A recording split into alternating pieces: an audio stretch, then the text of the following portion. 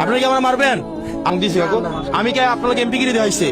আমি কে আপনার কইছে উড়ে দাঁড়াই কই পুলিশ? আমি কি পুলিশ লই আইছি? আমার লগে কোনো পুলিশ আছে? আমি আনছি? আমার কথা হচ্ছে আমি আমার কাকাস বাতিদারের লগে কথা কইতে যাব, আমার পুলিশ লাগবে কেন? আমি ম্যাজিস্ট্রেট নিয়ে আসতে হবে কেন? আপনার লগে কথা কইলে কি আমার ম্যাজিস্ট্রেট লাগবে? আপনারা কি আমার মারবেন? আপনার লগে আমার এই সম্পর্কটা থাকুক।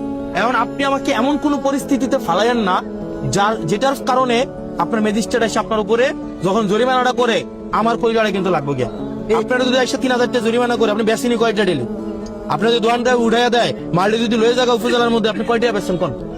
আপনি তো তখন আমার কাছে আইবেন, আমার আবার তখন আবার রিকোয়েস্ট করতে হতো সিলেট হাইওয়ে এটা এমনি এখানে রাস্তাঘাট করবে।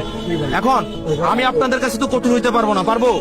আপনারা আমার বাপ ভাই, আমি আপনাদের কাছে অনুরোধ করতে আসছি, কারণ আগামী 3 দিন পরে ম্যাজিস্ট্রেট আসবে, আসে অভিযান চালাবে এবং জরিমানা করবে এবং তুলে দিবে।